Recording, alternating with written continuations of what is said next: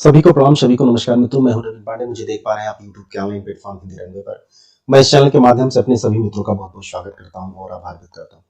मित्रों, जैसा कि आपको पता है कि ये जो क्लास है वो हिंदी साहित्य के कुछ महत्वपूर्ण प्रश्नों को लेकर आपके लिए लाई जाती है और हम आशा करते हैं कि ये प्रश्न आपको अवश्य परीक्षाओं में देखने को मिले, ताकि आपकी जो तैयारी है वो और भी बेहतर और भी मजबूत हो सके और आपकी पकड़ हिंदी साहित्य पर निरंतर बनती रहे, ऐसा हमारा विश्वास है।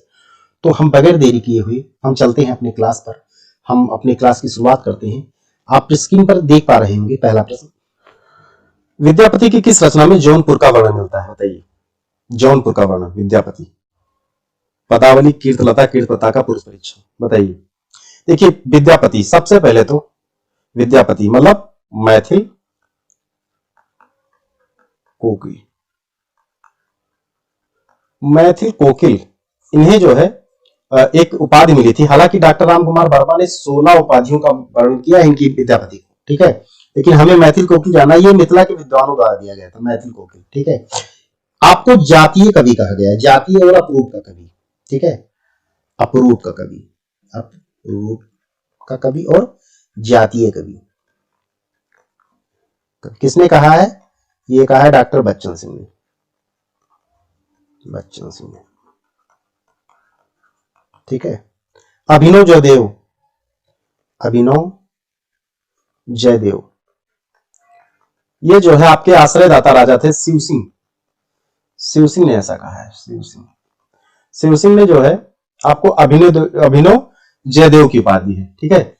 अच्छा, आपका जो समय बताया जाता है वो बताया जाता है, समय ये बताया जाता है 1350 से 1460। हालांकि डॉक्टर बच्चन सिंह ने 1350 माना है 1350 1400, ये सर मान मत जाता है, लेकिन आपने डॉक्टर बच्चन सिंह ने माना है 1360। और जो निधन का समय बताया गया है इनके अनुसार, डॉक्टर बच्चन सिंह ने माना है, वो माना है 1448 ईस्वी, ठीक है, ये चीज। अच्छा, अब आ जाते हैं थोड़ी सी रचना के विषय में। रचना भी समझा लीजिए। आपकी जो रचना है, विद्यापति का प्रसिद्धि का आधार जो बताया जाता है वो बताया जाता है पदावली। पदावली, इसका समय है 1380।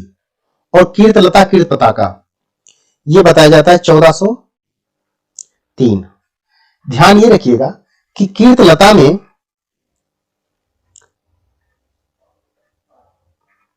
कीर्ति सिंह, जो इनके आश्रयदाता राजा थे कीर्त सिंह का, इनकी प्रशंसा का वर्णन बताया गया है।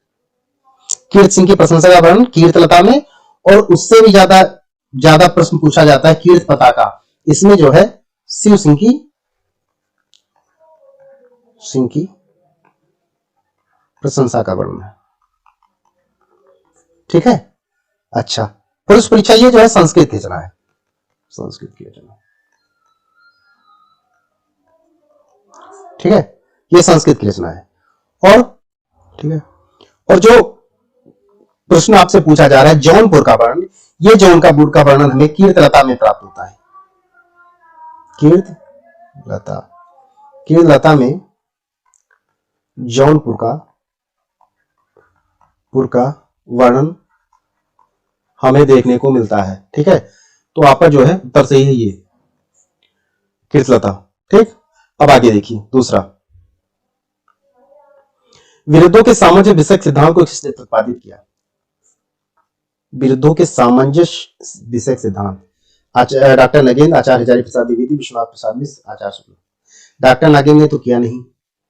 विरुद्धों के सामंजस्य विषय, यह है आचार्य रामचंद्र शुक्ल। हिंदी साहित्य का इतिहास, हिंदी साहित्य का इतिहास, ठीक है, 1929, सभी लोग पढ़ते हैं। अच्छा, एक चीज आचार्य शुक्ल के विषय ये जानिए, ज्यादातर पूछा जाता है, इनकी जो त्रिवेणी है, त्रिवेणी, उसमें कौन कौन 3 लोग हैं? ध्यान आ गया?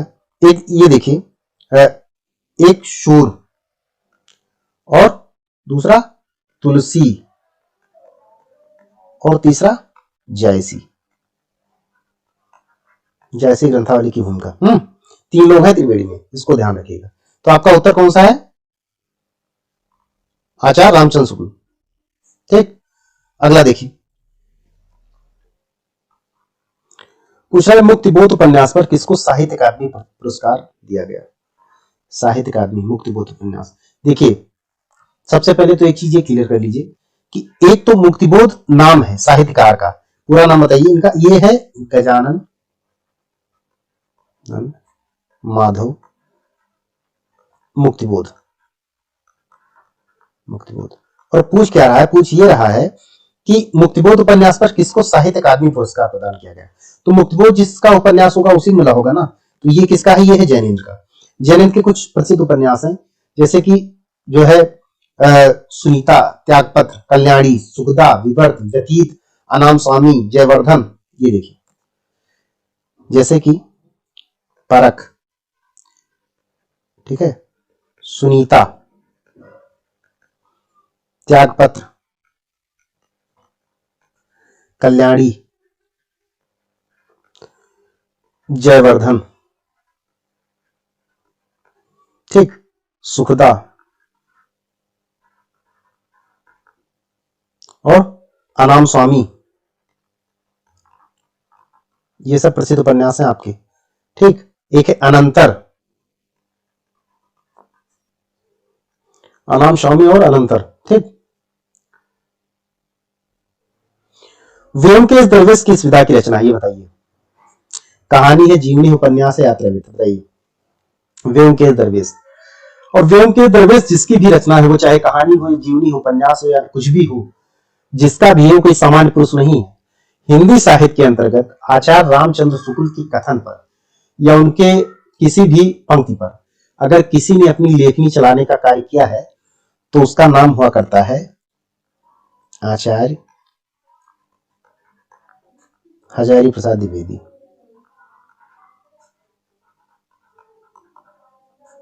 द्विवेदी अपने में खुद ही एक युग, ठीक है। और आपकी जो ये आलोचनात्मक जीवनी है, आलोचनात्मक जीवनी क्या है? व्योमकेश दरवेश, ठीक है। अच्छा, इसको लिखा किसने है? इसको लिखा है विश्वनाथ त्रिपाठी। एक चीज हम देखते हैं, विश्वनाथ त्रिपाठी और विश्वनाथ प्रसाद मिश्र, इन दोनों में बड़ा कंफ्यूजन रहता है, ठीक है। विश्वनाथ प्रसाद मिश्र, विश्वनाथ प्रसाद मिश्र, विश्वनाथ प्रसाद मिश्र आपका एक है हिंदी साहित्य का अतीत,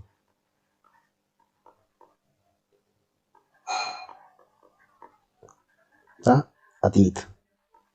2 भाग हैं इसके, 2 भाग, ठीक है।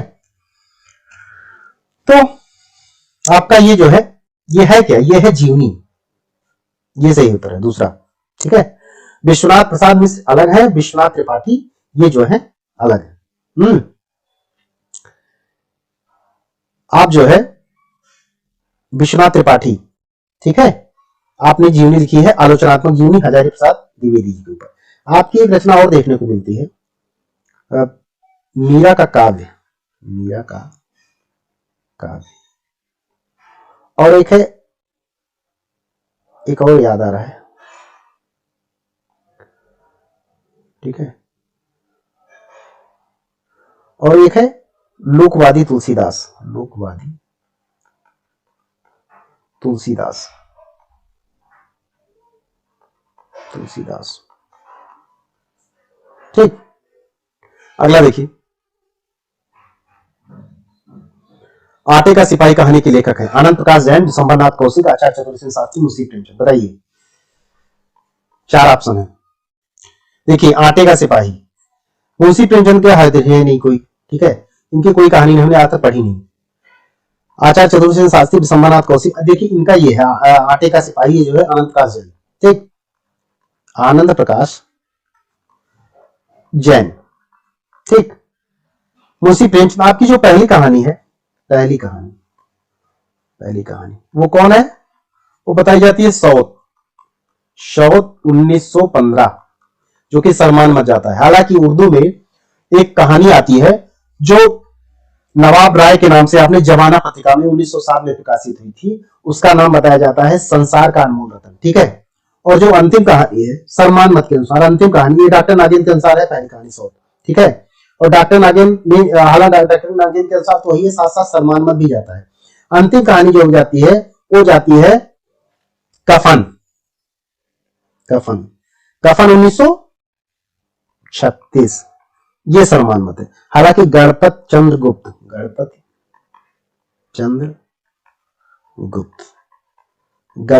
गुप्त ने माना है पंच परमेश्वर। ठीक है, पंच परमेश्वर को। ठीक है। तो ये जो है, अच्छा ये आचार्य चतुर्सी शास्त्री, इनकी कहानी एक प्रसिद्ध है, ककड़ी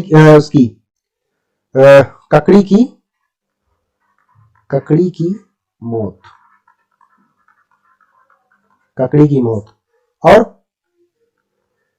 और जो है एक और है भाई, इनकी बड़ी प्रसिद्ध कहानी है, वो है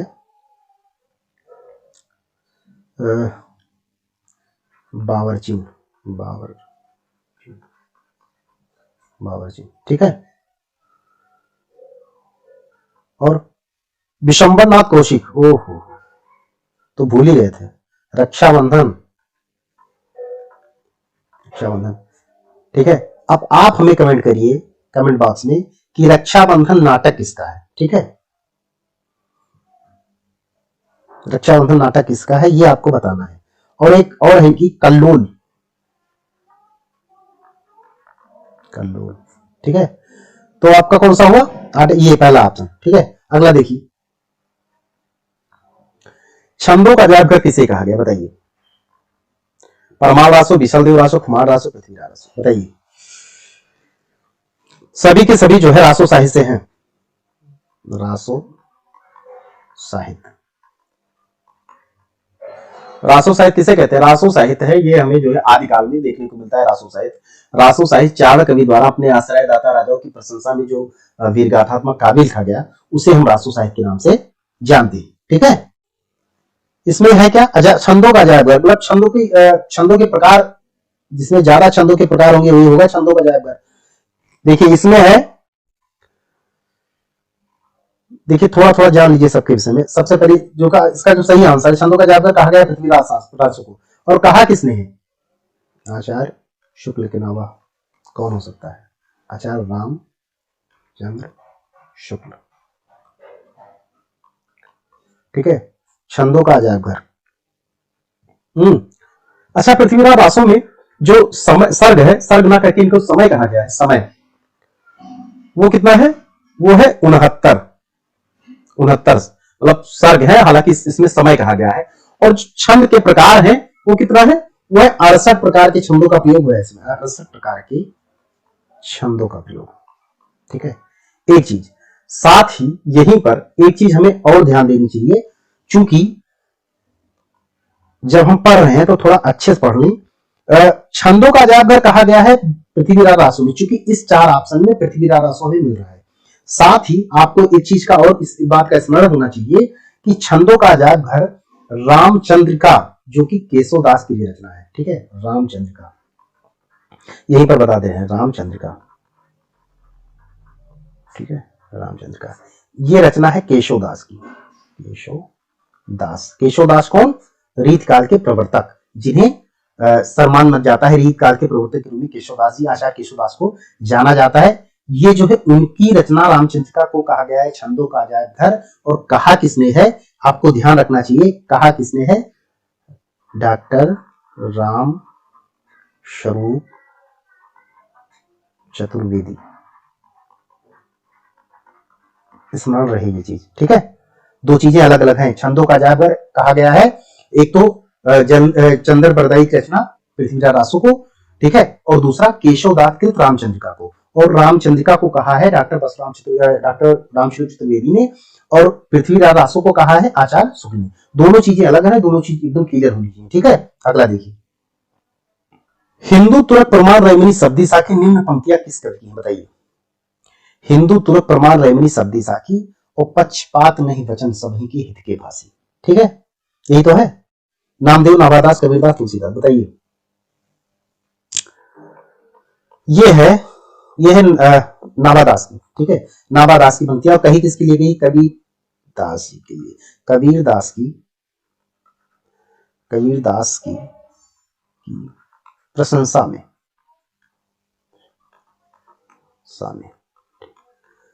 ठीक है। हिंदू हो चाहे मुसलमान हो, ये जो रैमनी सब्दी साकी अर्थात जो नियम धर्म कानून है, ये सबके लिए है, किसी के साथ पक्षपात नहीं किया गया है। इसमें बताया गया है कि चाहे हिंदू हो चाहे मुसलमान हो, जो सब्दी साखी और रैमनी है, ये जो है प्रमाण और सिद्धांत की बातें इसने की है। ये किसी ने किसी के साथ इसने पक्षपात नहीं किया है। ये जो कबीरदास की रचना है, रैमनी सब्दी साखी। एक चीज और ध्यान लीजिए, संकलन करता छोड़िए कुछ भी ना, धनदास किस नाम से? बीजक। कब? 1464।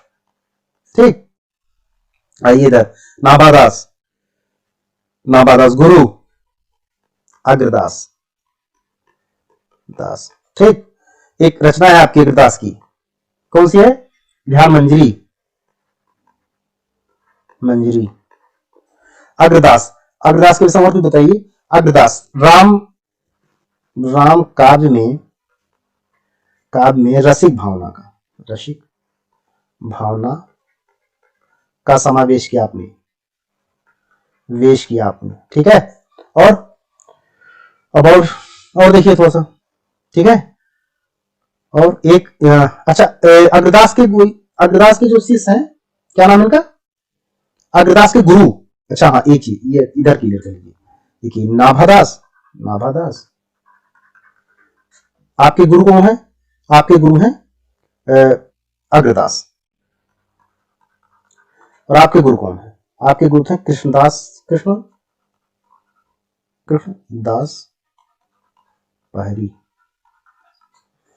पहरी, ठीक है। ये गुरु शिष्य की परंपरा चली आ रही है।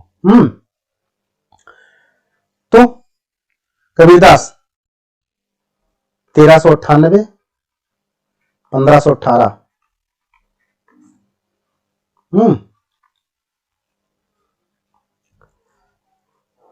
कौन है सही आपका आंसर? नाभादास, ठीक। अगला देखिए, कौन करेजो नहीं कसकत सुनी विपति बाल विद्वन की, निम्न पंक्ति किस साहित्यकार की है? कौन करेजो नहीं कसकत सुनी विपति बाल विद्वन की, बताइए। बालकृष्ण भट्ट, राधाचरण गोस्वामी, प्रताप नारायण मिश्र, जगन्नाथ दास रत्नाकर, बताइए। ये तो है, ये है प्रताप नारायण मिश्र, ठीक है। प्रताप नारायण मिश्र, बैजे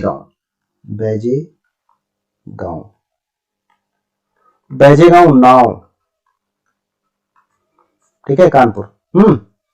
ये जो है, ये दूसरे भारतीय बताया जाता है इनको, द्वितीय भारतीय,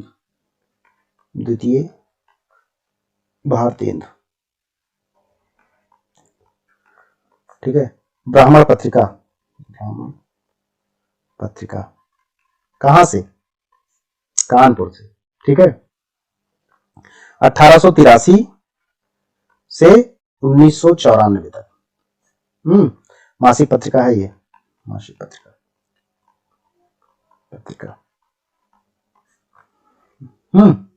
और बालकृष्ण भट्ट, ये जो है भारतीय युग में सबसे वरिष्ठ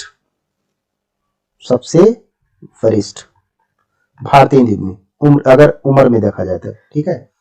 क्योंकि आपकी जो उम्र बताई गई है, वो बताई गई है 1884 से 1914, 1884 से 1914। और भारतीय जी की कितनी थी? 1850 से 1885, मात्र 35 साल, ठीक। ये जो है कौन हो, इसका सही हुआ कौन? नौवन, ये तीसरा प्रताप नारायण मिश्र, ये आपका सही है। अगला देखिए,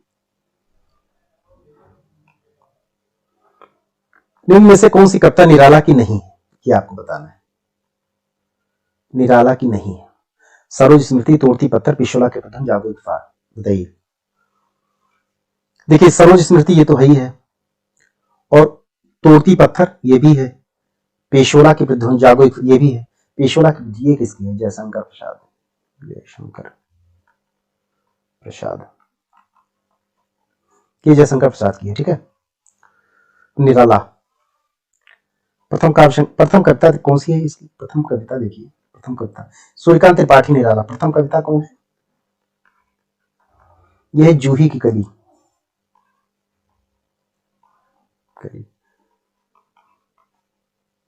जूही की कली, ठीक है। ये किसमें है? परिमल में, परिमल, ठीक है। परिमल काव्य संग्रह में है ये संग्रह। जूही की कली को लौटाया गया था सरस्वती पत्रिका से, पहली बार। अच्छा, प्रथम काव्य संग्रह कौन सा है? प्रथम काव्य संग्रह बहुत पूछा जाता है। अनामिका, अनामिका 1923, ठीक है। तो ये है, ये कौन सा है? सही, तोड़ती पत्ती, ये पेशोला की प्रतिध्वनि, ठीक है। अगला देखिए, नागार्जुन की किस कृति में बरवे छंद का प्रयोग हुआ है? बताइए। भस्मांकुर, युगधारा, सिंदूर, तिलांकित भाग, सतरंगी पंखों वाली, बताइए।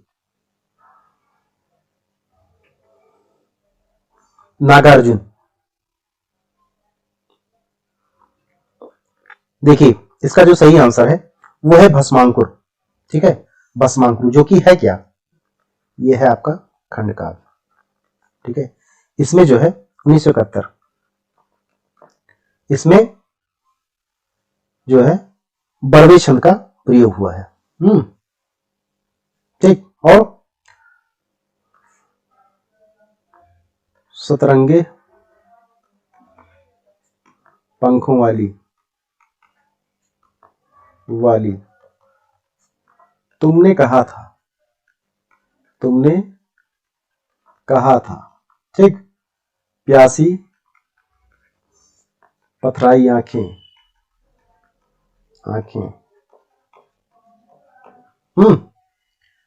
ये कुछ प्रसिद्ध जो है काव्य संग्रह है। इनमें से कौन सा उपन्यास अमरीलाल नागर का नहीं है? ये आपको बताना, नहीं कौन सा नहीं है, मतलब जो नहीं है वही आपका उत्तर हुआ। सुहाग के निपुण, भूले बिसरे चित, मानस का हंस, बूंद और समुद्र, बताइए। देखिए इसमें एक है ये मानस का हंस, ये क्या है? ये है जीवनी, जीवनी परक उपन्यास।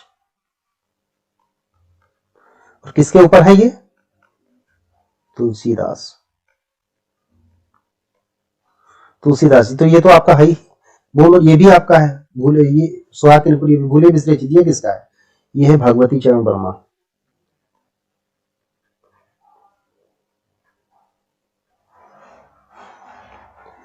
और इससे भी ज्यादा महत्वपूर्ण है, इस पर जो है आपको साहित्य अकादमी मिला है, साहित्य अकादमी पुरस्कार आपको मिल चुका है इस पर, ठीक है। तो ये जो है आपका, आप इसका अमृतलाल नागर के कुछ और भी महत्वपूर्ण उपन्यास है, देख लीजिए। सेठ बाकेमल, शेठ बाकेमल, ये कोठे वालियां, कोठे वालियां, अमृत और विष, ठीक है। अमृत और विष, ठीक है। सात घूंघट वाला मुखड़ा, ये जो है कुछ प्रसिद्ध उपन्यास आपके हैं अमृतलाल नागर के, ठीक है। तो ये आपका उत्तर हुआ भूले बिसरे चित, ये आपका सही है। अगला देखिए, लगता नहीं है दिल मेरा आत्मकथा किस साहित्यकार की है? बताइए। वाह भाई, लगता नहीं है दिल मेरा, अब ये तो पता करना पड़ेगा भाई कि दिल लग क्यों नहीं रहा है। देखिए ये जो है ऑप्शन 4 है, कृष्णा अग्निहोत्री, कृष्णा सोबती, मैत्री पुष्पा, चित्रा मुरुगन, बताइए। देखिए कृष्णा अग्निहोत्री ये जो है ये है राजस्थान से, राजस्थान से, ठीक है। और कृष्णा सोबती ये है गुजरात से, ठीक। मैत्री पुष्पा इनकी जो आत्मकथा है, इनकी आत्मकथा है, पहली देखिए, ये देखिए, गुड़िया गुड़िया भीतर गुड़िया, गुड़िया। एक और भी है, क्या नाम है, कस्तूरी कुंडल बसे।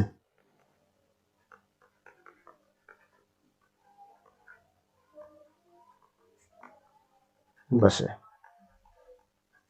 ठीक है। ये जो है मैत्रेय पुष्पा के उपन्यास, वो है, आत्मकथा है, ठीक, ये आत्मकथा है, ना कि उपन्यास। उपन्यास तो है कि एकदम नमम, कहे श्री फाग, अलमा कबूतरी, ये सब जो है कुछ प्रसिद्ध उपन्यास है इनके, मैत्रेय पुष्पा के, ठीक है। अच्छा, ये है किसका, ये है इनका कृष्णा अग्निहोत्री का, लगता नहीं है दिल मेरा, कृष्णा अग्निहोत्री, कृष्णा अग्निहोत्री,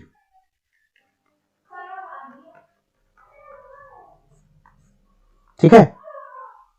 आप नजीराबाद राजस्थान से हैं। आपकी जो है एक उपन्यास भी है, एक है बात एक औरत की, टपरे वाली वाली, ठीक है। विद्या भर की छोकरी,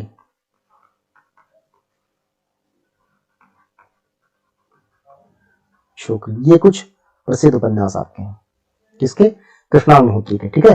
तो आपका सही उत्तर क्या है, पहला ही, कृष्णा अग्निहोत्री, ना कि कृष्णा सोबती। कृष्णा सोबती कहां से, ये है गुजरात से, गुजरात से, ठीक है, गुजरात से। जिंदगी नामा, नामा, समय सरगम,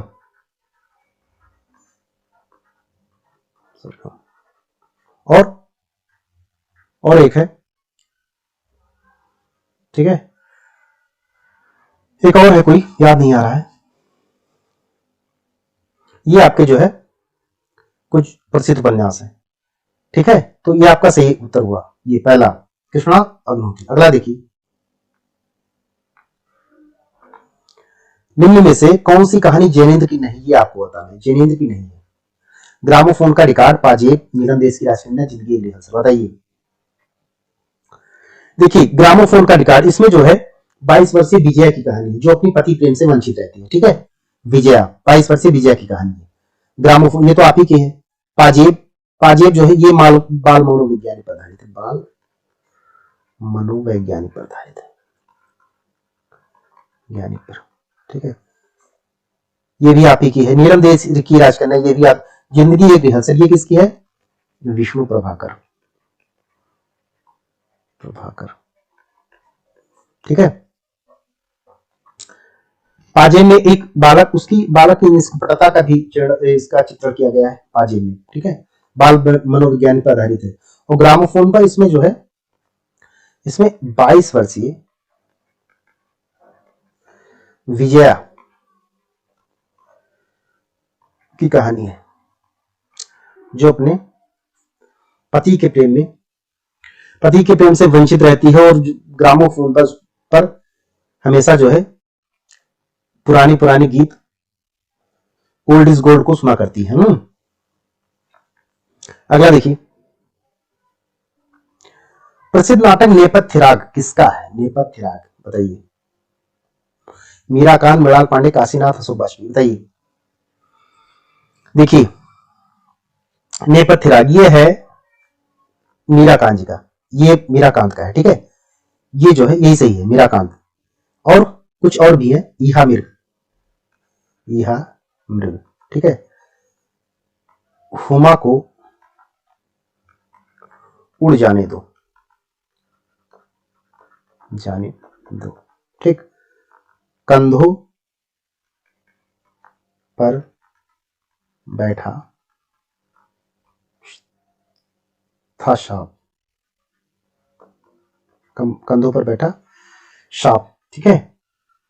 मृणाल पांडे, मृणाल पांडे, जो राम रच राखा, राखा, ठीक है। आदमी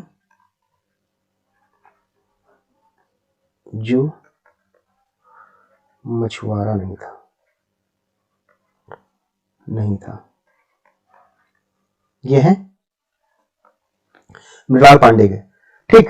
और अशोक वाजपेयी का ये देखिए काशीनाथ सिंह घोवास, ठीक है, ये जो है काशीनाथ सिंह की रचना है घोवास। ईहा मिर्ग ये बड़ा प्रसिद्ध है आपका, बड़ा फेमस है ईहा मिर्ग मीराकांत जी का। तो ये आपका पहला, ये आपका सही हुआ मीराकांत। नेपथ्य राग जो है किसका है? मीराकांत का नाटक है, ठीक है। तो ये जो है मित्रों आपके 15 क्वेश्चन संपूर्ण हुए और हम आशा करते हैं कि ये जो है आपको कुछ लाभ दे, कुछ हासिल हो, कुछ मिले इससे आपको, और जिससे आपकी जो है सफलता सुनिश्चित हो और आप अपने लक्ष्य को प्राप्त करें। तो हम आशा करते हैं कि ये प्रश्न आपको अवश्य समझ में आए होंगे, साथ साथ पसंद भी आए होंगे। और हम मिलते हैं नेक्स्ट वीडियो में, तब तक के लिए सभी को प्रणाम, सभी को